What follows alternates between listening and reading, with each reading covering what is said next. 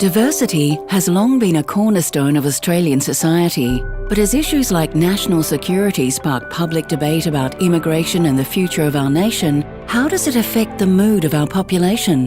What is the extent of division among those born in Australia?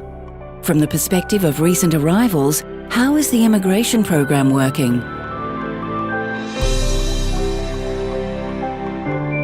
This is Australians Today, a new report that looks at life in Australia as described by our diverse population.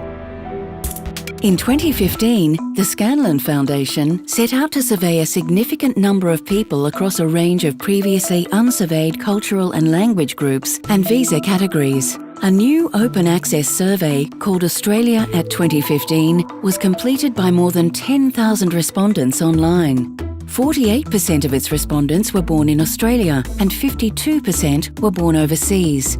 Qualitative data was also collected from 50 focus groups and interviews in Australia's 4 largest cities. The wealth of data produced from this research is extensive. Let's take a look at 6 key findings. On a positive note, respondents consistently indicated favourable attitudes towards life in Australia. Most felt Australia is a good country to live in. Of migrants who arrived in the last 15 years, 76% indicated that they are very satisfied or satisfied with life in Australia. When asked to select the best aspects of life in Australia from a list of 15 possible attributes, the most popular choices were the Australian way of life, freedom and democracy, and standard of living. The top 3 responses among Australian-born respondents were the same. Almost 2/3 of arrivals since 2001 indicated a sense of belonging in Australia to a great or moderate extent. A minority 9% indicated not at all. But with the Australia at 2015 survey providing a more detailed insight into attitudes and experiences of migrant and native-born than previous surveys, some of the emerging issues are more challenging. Focus group participants who gained entry under particular visa categories discussed the difficulty of breaking into the job market and obtaining work relevant to their qualifications and training. Everything requires local experience. I have a master's degree in city planning and I have 8 years experience back home. Then I went to TAFE and I took some courses. I haven't been able to find a job for 15 months and I have applied for 30 jobs a month. Discrimination appears to be a serious issue for some segments of the population, with highest levels of discrimination reported by Indigenous Australians and some African national groups. Experience of physical attack, property damage and discrimination when in contact with police was significantly higher among South Sudanese respondents when compared to Australian-born residents.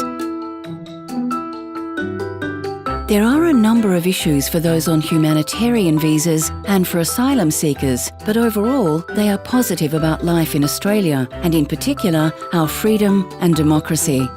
I know even those people who have some challenges in Australia concerning the cost of living and the lack of attention from agencies and the governments, especially immigration, are happy with the freedom and security. We consider ourselves as very proud Australian citizens. New Zealand's special visa category holders are least happy with life in Australia. They are not considered migrants, even though large numbers make a new life in Australia. 50% of New Zealanders said they have experienced racism or discrimination. This is reflective of the visa conditions, which mean they are not accepted as permanent residents and are denied a number of entitlements of those who are. More than a quarter indicated they had no sense of belonging in Australia, compared to 5% from the UK and 1% from India. When asked, has your experience of Australia been more positive than you expected before your arrival? Or has it been more negative? 28% of New Zealanders indicated more negative. A prominent theme in focus group discussions is the segmentation of Australian society and the difference between urban areas characterised by diversity and areas that are monocultural.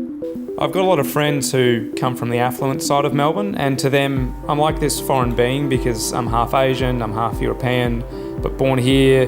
When I'm in Broadmeadows, I'm just normal. So what is the spread of opinion across Australian-born respondents? There are significant divisions and polarised segments in Australian society in relation to those who support diversity and those who are opposed to it. Australians Today identifies new challenges for our policymakers and raises the question, with relatively minor changes in policy settings, can the goals of immigration policy be better achieved? We invite you to join the conversation at #AusToday.